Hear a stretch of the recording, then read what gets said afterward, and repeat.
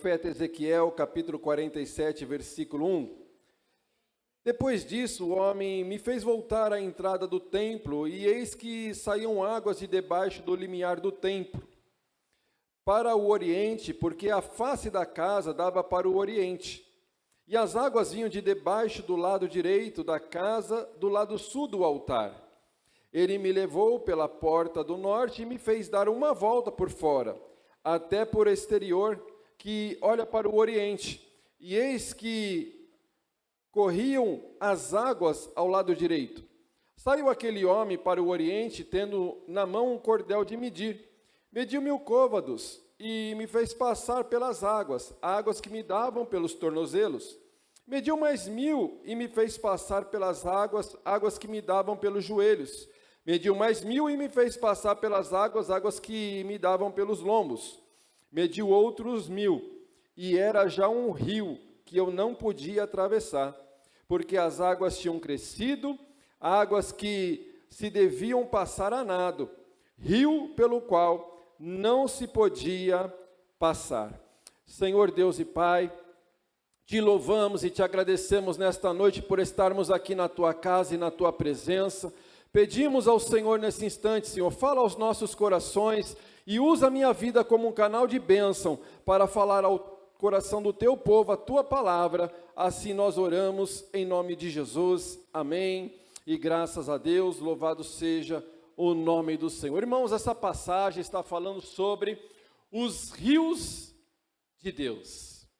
O rio que fluía da casa da presença de Deus. Irmãos, a minha alma anela pela presença do Senhor. Anelar é desejar intensamente a presença do Senhor. Você deseja intensamente a presença do Senhor?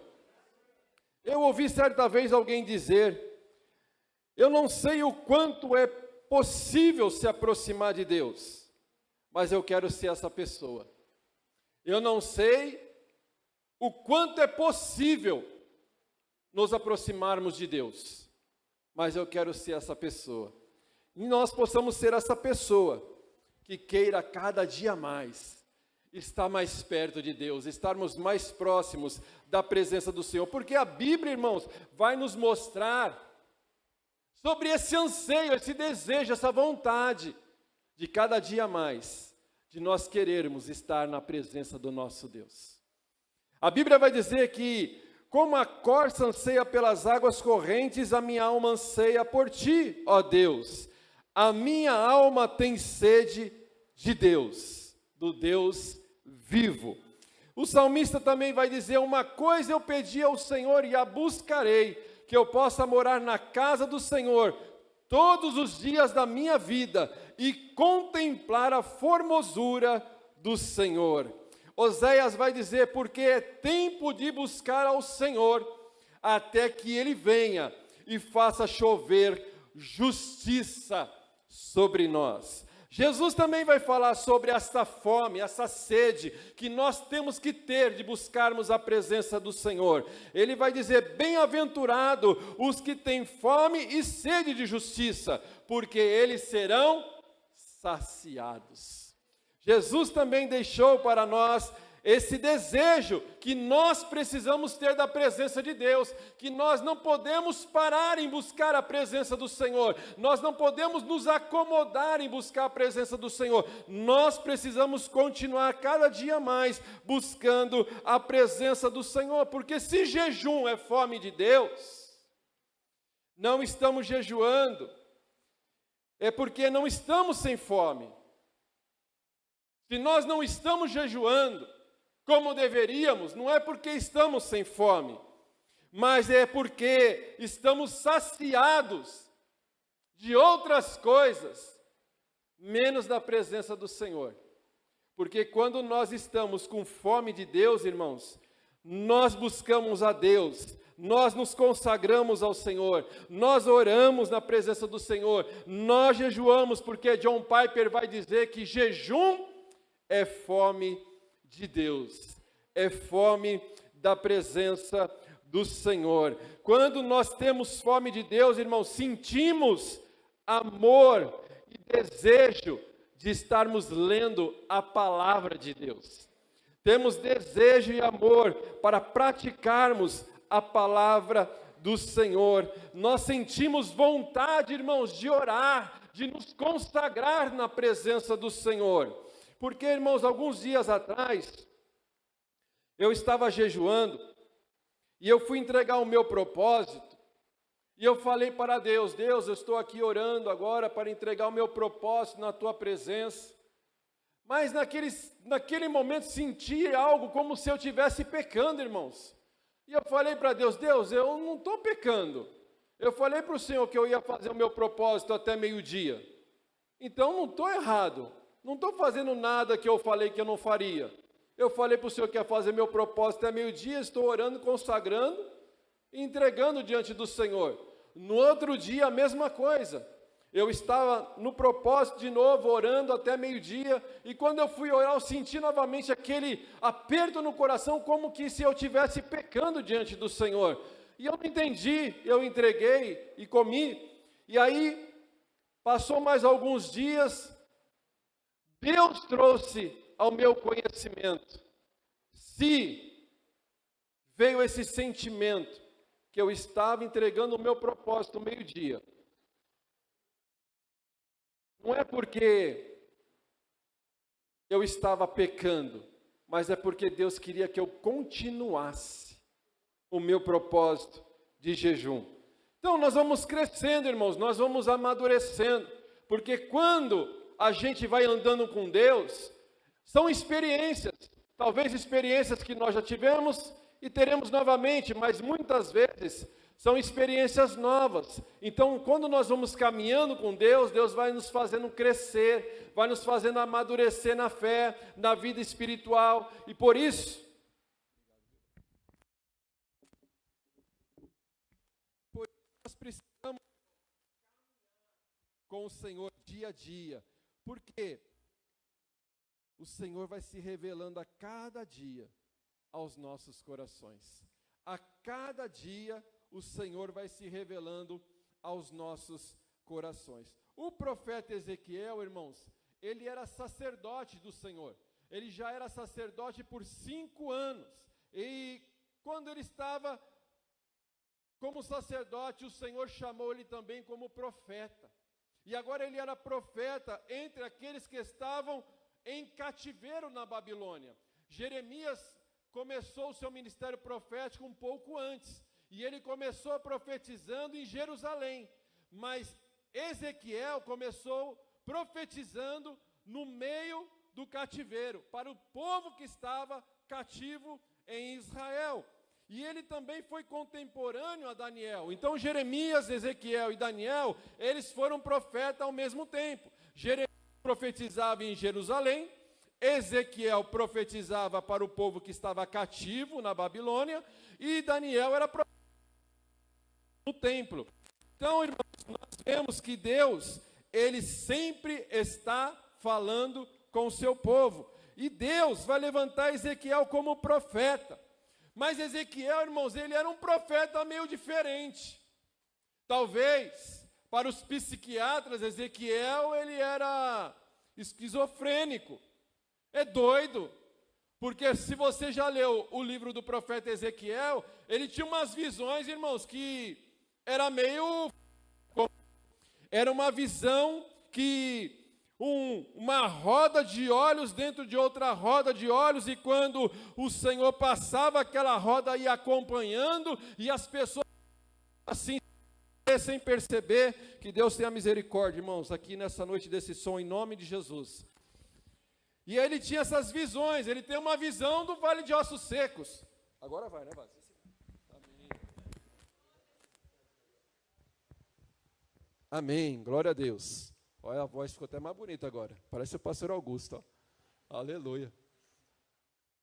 Então, irmãos, ele tem aquela visão do vale de ossos secos, aonde ele vê um monte de ossos sequíssimos.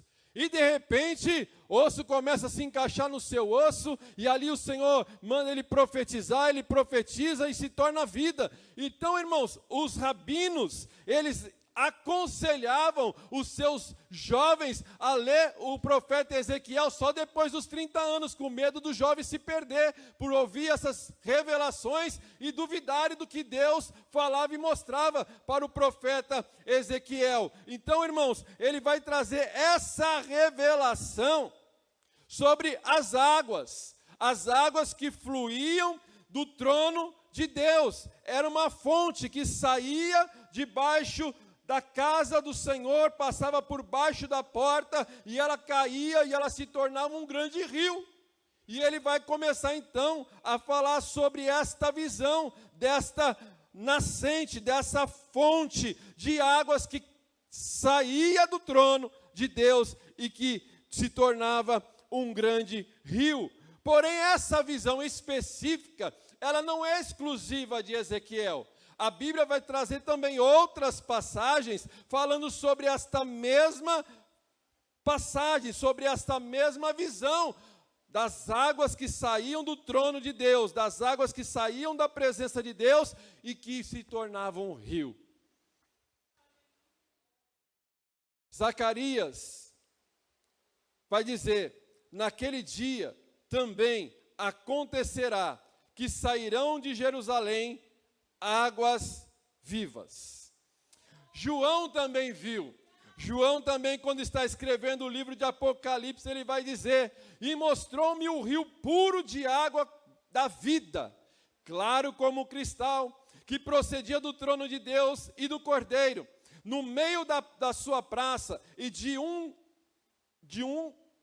e de outro lado o rio, estava a árvore da vida, que produz 12 frutos, dando o seu fruto de mês a mês, e as suas folhas, e as folhas das suas árvores são para a sua saúde e a saúde das nações. Justamente falando sobre o último versículo de 47, 12, que ele vai falar sobre isso. Junto ao rio, as ribanceiras de um e de outro lado, nascerá toda a sorte de árvores, que dá fruto para se comer, não fenecerá a sua folha, nem faltará o seu fruto. Nos meses produzirá novos frutos, porque as suas águas saem do santuário, e o seu fruto servirá de alimento, e a sua folha de remédio. Então ele vai trazer a mesma revelação, o profeta que Ezequiel, Zacarias, João, na ilha de Patmos, trazendo a revelação de Apocalipse, vai dizer ainda, no mesmo capítulo 22, versículo 17, e o Espírito e a esposa dizem: vem, e ao que ouve diga: vem, e quem tem sede, venha, e quem quiser tome de graça da água da vida. O Senhor Jesus também se comparou sendo a água da vida, e a promessa que o Espírito Santo viria. O Senhor Jesus falou assim: em João capítulo 7, ele vai dizer: Jesus pôs-se em pé e clamou dizendo: se alguém tem sede, você tem sede de Deus nessa noite? Se alguém tem sede, vinde a mim e beba. Quem crê em mim, como diz a Escritura, rios de águas vivas correrão do seu ventre. Aqui o Senhor Jesus está dizendo: aquele que tem sede, vem a mim. Vem a mim, bebe. Aquele que beber desse rio, rios de águas vivas vai fluir, porque agora você tem a presença do Espírito Santo dentro de você, e essa presença que vai fluir de dentro de você, vai produzir vida, vai trazer salvação, vai trazer esperança por onde você passar, e é isso que o Senhor está tentando nos falar aqui nesta noite, porque, irmãos, esta água representa o Evangelho de Cristo. Os profetas estavam falando que esta água representa o Evangelho. Por onde o Evangelho passa, vai trazendo vida. Onde o Evangelho traz, vai trazendo frutos. Aonde o Evangelho passa, vai trazer salvação, vai trazer libertação, vai trazer restauração. Esta fonte é o Evangelho do Senhor Jesus Cristo. E os discípulos, os apóstolos, a igreja primitiva, no dia de Pentecostes, se cumpre essa profecia, aonde as águas que flui da igreja tem que fazer a diferença lá fora. Porque se nós estamos aqui dentro, essa água tem que nos transformar. Porque essa água é o Evangelho. Só que esse Evangelho, ele vem com o poder do Espírito Santo. Então, quando vem esta água, ela nos transforma, ela nos liberta, para que nós possamos levar lá fora a presença do Senhor para aqueles que ainda não conhecem ao Senhor Jesus Cristo. Porque por onde passar esta água tem que trazer transformação. Por isso nós não podemos estagnar na nossa vida espiritual. Nós não podemos continuar nas mesmices. Nós não podemos continuar do jeito que nós chegamos, mas nós temos que ser transformados dias a cada dia, melhores na presença do Senhor. E a visão, irmãos, era gradativa. Essa visão, primeiro, ele viu as águas saindo debaixo do santuário. Segundo, à medida que ele avança no rio, ela fica mais larga e mais profunda. Terceiro, quando ele volta, percebe a diferença, que por onde o rio passou, tinha abundância. E termina no Mar Morto, que trazia vida aonde estava morto. Porque aonde esse rio passar, irmãos, tem que trazer vida. Nesse texto nós vemos 4 níveis ou estágios para o crescimento espiritual. Nesse texto que nós lemos, nós vamos aprender 4 níveis ou 4 estágios para o nosso crescimento espiritual. A experiência com Deus, ela tem que ser crescente. E conforme a gente vai obedecendo, irmãos, a gente vai amadurecendo. Conforme a gente vai obedecendo, nós vamos crescendo em Deus. Conforme nós vamos obedecendo, Deus vai se revelando mais intensamente ao nosso coração. Quanto mais a gente obedece, mais intimamente a gente vai nos tornando de Cristo. E Deus está chamando a igreja nesta noite para entrar em águas mais profundas, para entrar nesse nível mais fundo na presença do Senhor. Deus tem mais para a minha vida. Deus tem mais para a tua vida. Deus tem mais para as nossas vidas. E Ele está nos perguntando nesta noite, você vai ficar no raso ou você quer entrar em águas mais profundas? Você vai ficar no raso, na espiritualidade, ou você quer entrar em águas mais profundas? O primeiro nível é a água do versículo 3, que aquele homem leva ele e ele caminha 500 metros, 1000 côvados. E as águas começam no artelho. As águas começam a cobrir os seus pés. É assim a caminhada cristã, irmão. Nós começamos quando nós aceitamos Jesus como Senhor e Salvador. Depois nós descemos as águas, nos preparamos para a classe de batismo. É o comecinho, é aquele crente bebê. Ainda tem dúvida de um monte de coisa. Pergunta, pastor, eu não entendi isso. Irmão, eu não entendi aquilo. É o crente bebê. Ainda está começando na caminhada. O crente bebê é aquele que fala assim, acabou o culto, ô pastor, ora por mim. Ô profeta, ora por mim. Ele está sempre pedindo oração, porque ele é bebê, irmãos. A gente tem que ter paciência com o bebê, não tem? Não é assim, papai? Não é assim, mamãe? Tem que ter paciência. Aí começa a chorar, aí, eu preciso do profeta, eu preciso que o pastor ore por mim. Aí você dá a chupetinha e calma, faz parte, é o bebê espiritual, mas vai crescer, irmão. Vai crescer, e quando ele vai crescendo, ele vai fazendo como disse o apóstolo Paulo, em 1 Coríntios, capítulo 13, versículo 11, quando eu era menino, eu falava como menino, sentia como menino, pensava como menino, mas logo que cheguei a ser homem, acabei com as coisas de menino. O problema, irmão, tem gente que quer ser menino a vida toda, não quer crescer, está sempre do mesmo jeito, não lê a Bíblia e fica pedindo profecia. Não ora, fica pedindo para o profeta orar. Está sempre do mesmo jeito. Porque vai dizer assim, a palavra do Senhor em Hebreus, porque qualquer que ainda se alimenta de leite, não está experimentado na palavra da justiça. Porque é menino, mas o mantimento sólido, a palavra, o caldo grosso.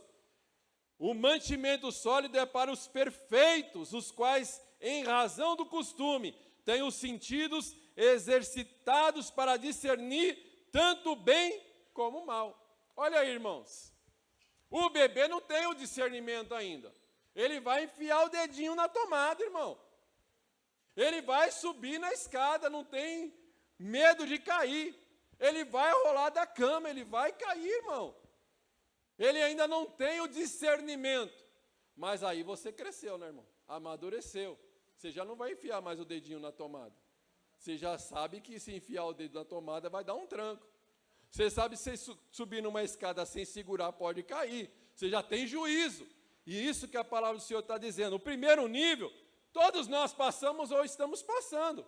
É normal. Ninguém nasce grande. Não sei o Wellington, né? Mas ninguém nasce grande. Todo mundo nasce pequenininho. Mas um dia tem que crescer, né? Se não crescer, está com problema. Tem que levar no médico, tem que crescer. O nível 2 é o nível das águas no joelho. Aí aqui ele já entende, irmãos. Agora eu não preciso mais pedir oração. Agora eu já estou na fase que eu já posso dobrar meu joelhinho e orar, porque eu sei que agora Deus vai me ouvir. Não preciso mais ficar pedindo para ninguém orar por mim, porque agora eu sei que Deus que escuta a oração do pastor Fausto, também escuta a minha oração.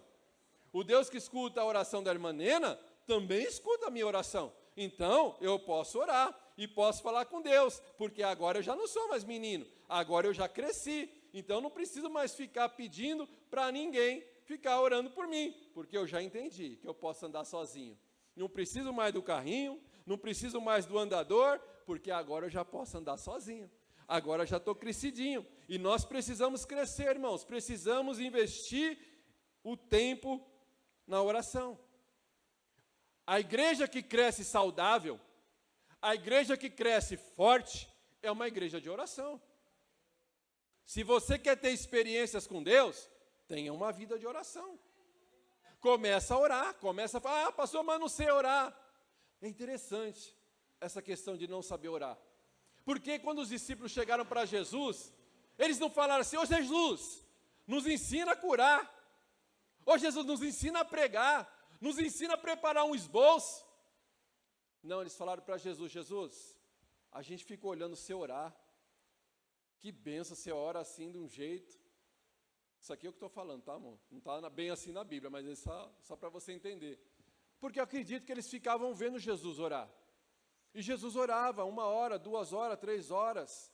Às vezes ele passava uma noite orando. Certa vez ele deu uma bronca nos discípulos. Vocês não são capazes de orar nem comigo nem por 1 hora. Eu preciso que vocês me ajudem em oração e vocês estão dormindo. Por quê? Porque a oração para eles não estava sendo importante. Então eles pedem para o Senhor, nos ensina a orar.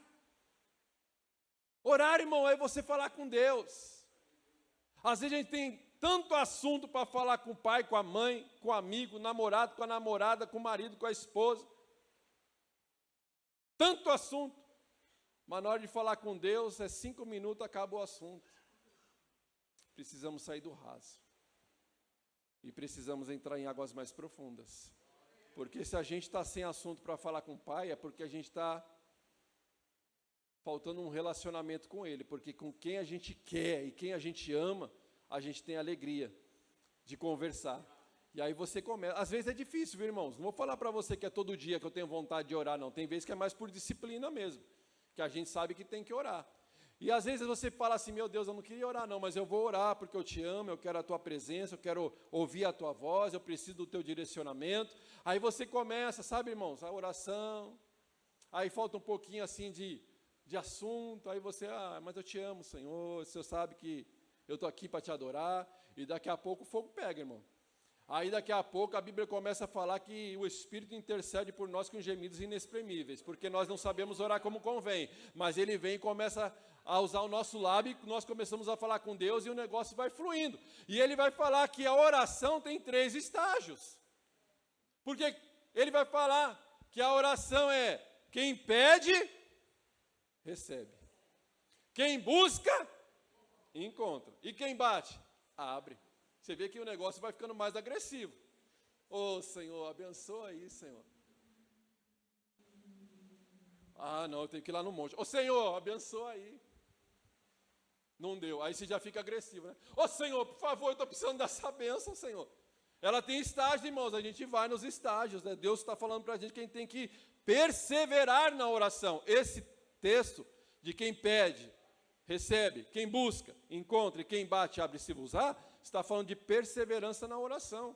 Então não pensa você que é todo dia que você vai dobrar o joelho e a glória vai vir, não. Tem dia que não vem, irmão. Mas você tem teu compromisso ali com Deus. Você tem ali o seu relacionamento com Deus. Porque Deus, Ele vai abrir a porta. O Senhor vai ouvir a tua oração. Sexta-feira agora, no culto de oração, a evangelista Márcia trouxe aqui os 7 tipos de oração. Se você não veio, perdeu, porque não foi gravado, irmãos. Depois você pede o esboço para ela. Aí quem sabe ela te dá, tem a misericórdia de você te dá. Os 7 tipos de oração que nós vemos na Bíblia. Terceiro nível, irmãos, é a água na cintura. Primeiro, o bebê está com a aguinha no pezinho. Pede tudo. Segundo, já aprende a depender de Deus. Sabe que o joelho foi feito para orar. Aí já vai buscando a presença do Senhor. Terceiro, água na cintura. É interessante que quando você vai na praia, o guarda-vida fala o quê? Água na cintura, hein? É seguro. Água na cintura é seguro. Para cima já não é mais seguro. Então, água na cintura. Ou seja, irmão, água na cintura é estabilidade. A gente está no controle. Não, agora eu já estou maduro espiritualmente, já estou bem, já sei ler a Bíblia, já li a Bíblia toda. Pelo menos era para ter lido, né, irmão? Se tem mais de um ano de crente, era para ter lido pelo menos uma vez toda. Já conhece a Bíblia, já tem uma vida de oração, já está congregando, já gosta de estar na presença do Senhor, já está na estabilidade, irmão. Já estou bem. Porém, quando a água está na cintura, você ainda tem um controle. Ah, eu posso ir, como eu não posso ir. Eu posso orar, como eu não vou orar hoje. Eu posso ler a palavra, como eu posso falar hoje, eu não vou ler a palavra. Eu vou para o culto hoje, ou não vou para o culto. Você está no controle, água na cintura, segurança, você está no controle. Mas aí vem o quarto nível. Aí já é para os universitários. O quarto nível, águas profundas. Aqui é só para quem quer ter mais de Deus na sua vida. Aqui é só para quem quer ter mais experiências com Deus, porque agora você tem maturidade de escolher. Eu posso ficar aqui, tá bom. Tá bom, irmão. Você está crente, todo mundo sabe que você é crente, você dá um bom testemunho, você lê a palavra, você ora, você louva. Você já sabe discernir o certo e o errado, vive em santidade. Está numa fase boa. Mas, se você quer ir mais além, dá para ir. E essa palavra é para você, que quer ir um pouquinho mais fundo. Para você que quer conhecer um pouquinho mais de Deus. Porque agora você tem como escolher. Bom, está bem aqui. Posso voltar para a beirinha a hora que eu quiser.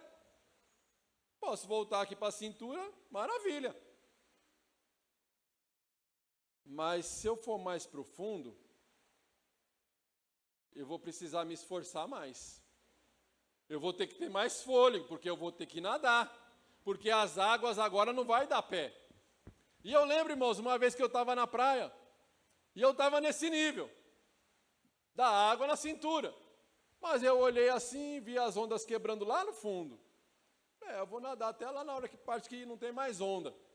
Vou nadar lá, vamos ver. Aí fui. E comecei a nadar, até a parte que não tinha mais onda. Legal. Só que aí você esquece que você tem que voltar, né, irmão? Aí comecei a voltar. Tem um pouquinho da ajuda da onda, que vai te dando uma empurradinha. Mas aí eu nadava um pouquinho, aí eu pegava, fechava a respiração e afundava. Levantava o braço para ver se o dedinho ficava para fora da água. Não ficava, irmão. Nadava mais um pouquinho. E, de novo. E fiz isso umas 3, 4 vezes, irmão, até que deu a mãozinha, o ventinho. Falei, estou chegando. Não vi a hora de botar o pé no chão de novo, irmãos. Porque quando você resolve nadar, você já não tem mais o controle. Quando você resolve nadar, você já está em águas profundas, você está dizendo assim, Deus, eu já não dependo mais de mim. Eu já não faço mais a minha vontade. Agora, Senhor, eu estou mergulhado nesse rio. E nesse rio não pode mais ter cheiro de carne. Nesse rio já não é mais a minha vontade que tem que imperar. Nesse rio é o Senhor que manda. Eu só me entrego na tua presença. E é nesse rio que o Senhor quer nos levar nessa noite. Em águas profundas que você fala assim, Senhor, eu não tenho mais condições, mas eu me entrego na tua presença. E quando você se entrega nessa presença, aí o Senhor começa a se revelar mais intensamente ao teu coração.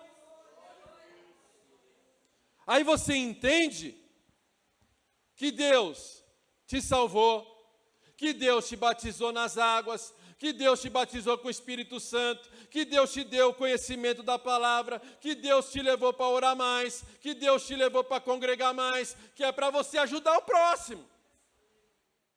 Porque não adianta, irmãos, a gente ficar só comendo, e ficar um obeso espiritual e não fazer nada com o que Deus nos deu. Porque Deus nos enche para que a gente seja bênção na vida do próximo. Deus nos enche para ajudar o próximo. Deus nos enche para estender a mão para o próximo. Deus nos enche para orar pelo próximo, para ouvir o seu problema e colocar em oração e não compartilhar no grupo. Amadurecido agora, entendendo que ele foi chamado para Deus, para ajudar o próximo.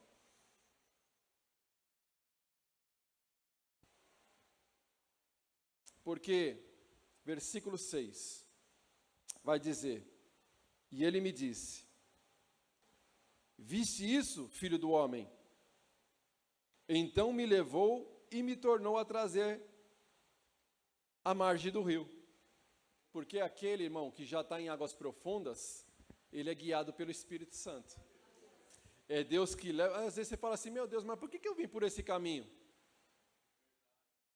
Aí você ainda está crente, né, irmão? Às vezes a gente fica brigando com Deus. Deus, por que aconteceu isso? E Deus está te levando ali por um propósito. E ainda a gente está brigando com Deus. Mas se a gente fala assim, Deus, eu estou aqui. Qual é a finalidade? Qual é o propósito? Aí o Senhor já se revela, você já faz o que Deus tem que fazer, e a bênção e a vitória vem. Por quê, irmãos? Porque levou e tornou a trazer. E essas águas têm que sair da presença de Deus. Não adianta colocar aqui, irmão, vou colocar aqui. Vou falar com os irmãos, a gente vai colocar aqui um caninho aqui, ó. Aí a gente abre a torneira na hora do culto, e a água vai fluir, e vai ser só vitória. Não adianta, irmão. Não adianta. Aí é igual aquela passagem que nós falamos semana passada, de Nadab e Abiú. Levaram fogo estranho na presença do Senhor. Pegaram o fogo de fora e trouxeram para dentro. Só que o fogo de fora não serve para o lado de dentro. Mas o fogo de dentro pega fogo do lado de fora. E essa água é a mesma coisa, não adianta a gente colocar um caninho aqui para a água de fora empurrar tudo. Não, essa água tem que vir do trono de Deus.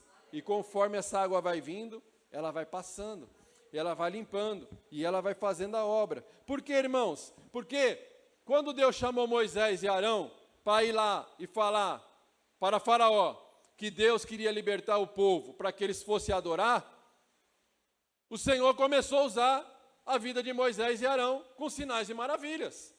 E eles pegaram aquela vara, jogaram no chão, e a vara virou uma serpente. Mas aí veio os magos e copiaram. E eles pegaram a vara, e não é que a vara dos magos também virou serpente, mas a vara de Arão foi lá e comeu a serpente dos magos. Moisés foi lá, tocou com a vara no mar, e o mar virou sangue. E vieram os magos e copiaram e conseguiram fazer também águas virarem sangue. Aí vieram as rãs, e os magos vieram e também fizeram virar rã. Aí vieram os piolhos, aí os magos foram, e não conseguiram fazer piolho. Aí eles disseram uma coisa: isso é dedo de Deus. Vão reconhecer que Deus é na tua vida. Pode até copiar, irmãos. O mundo pode até tentar copiar, mas vai chegar a hora que eles vão ver, não, isso é dedo de Deus. Isso não tem como o homem fazer, isso é dedo de Deus. Por quê, irmãos? Porque tem coisas que só Deus faz, e essas águas vai trazer restauração, é o dedo de Deus. Essas águas vai trazer purificação, é o dedo de Deus. Porque quando a fonte vem, ela tem que trazer mudança. Se a fonte está vindo, irmãos, ela tem que trazer mudança. Se essa fonte é de Deus, tem que trazer mudança. Se essa fonte é de Deus, tem que trazer crescimento. Porque a fonte que vem de Deus, ela vem para mudar. E a gente não pode continuar mais no raso. A gente tem que entrar nessas águas profundas. Porque esse rio representa o próprio Senhor Jesus, que transforma a nossa vida. Por pior que seja, Ele transforma. Você não conhece gente que é ex-drogado? Não precisa falar o nome não, mas você conhece gente que é ex-drogado, gente que é ex-alcoólatra, gente que é ex-bandido. Você conhece até talvez gente que já matou. Teve as consequências do erro, mas é transformado hoje pregador do Evangelho. Por quê? Porque essa água, por onde ela passa, traz mudança. Versículo 7 vai dizer assim em diante: tendo voltado, eis que às margens do rio havia grande abundância de árvores. Olha aí, ele foi e agora ele está voltando. Só que quando ele foi, ele estava tão preocupado com as águas que estavam subindo, que ele ia ter que nadar, que ele não prestou atenção em volta. Mas na volta ele conseguiu perceber algumas coisas. Versículo 7. Tendo eu voltado, eis que às margens do rio havia grande abundância de árvores, de um e de outro lado. Então me disse: essas águas saem para a região oriental e desce a campina e entra no Mar Morto, cujas águas ficarão saudáveis. Toda criatura vivente que vive em enxames viverá por onde quer que esse rio passe, e haverá muitíssimo peixe. Aí você que gosta de pescar, irmãos, aqui benção. E onde chegarem estas águas, tornarão saudáveis as do mar, e tudo viverá por onde quer que o rio passe. Junto a ele se achegarão pescadores, desde Egi até Englaim. Haverá lugar para estenderem redes, e o seu peixe, segundo as suas espécies, será como peixes do mar grande, em multidão excessiva. Mas os seus charcos e os seus pântanos não serão feitos saudáveis, serão deixados para o sal. Junto ao rio, as ribanceiras de um de outro lado, nascerá toda sorte de árvores, que dá fruto para comer, não fenecerá a sua folha, nem faltará o seu fruto. Nos seus meses produzirá novos frutos, porque as suas águas saem do santuário. O fruto servirá de alimento e a sua folha de remédio. Essa água que flui do trono de Deus, a água que flui do trono de Deus, ela vem para trazer vida onde tem morte. Ela vai trazer restauração onde está tendo destruição. Ela vai trazer a presença de Deus.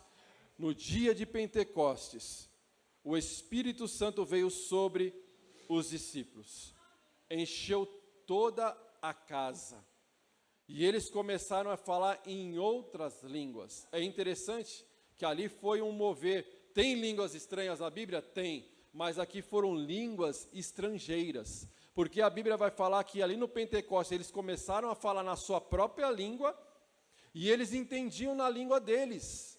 Foi um mover, sabe o que Deus estava querendo dizer com aquele mover? Que eu quero que o meu evangelho chegue a todas as nações. Que o meu evangelho chegue a todos os povos. Naquele momento, o Espírito Santo enche todos eles com a sua presença. Aonde eles estavam fechados dentro daquela casa, com medo, agora eles têm ousadia, autoridade, eles estão dispostos a morrer por amor a Cristo. Eles estão dispostos a, se preciso for, a entregar a sua vida por amor a Cristo. Esta palavra que o Senhor tem para as nossas vidas. O meu desejo é mergulhar ainda mais fundo neste rio, para que aonde a nossa carne já não tenha mais cheiro de carne, mas aonde nós possamos viver para Cristo. Como disse certa vez o apóstolo Paulo, que não viva mais eu, mas Cristo viva em mim. Os irmãos do louvor podem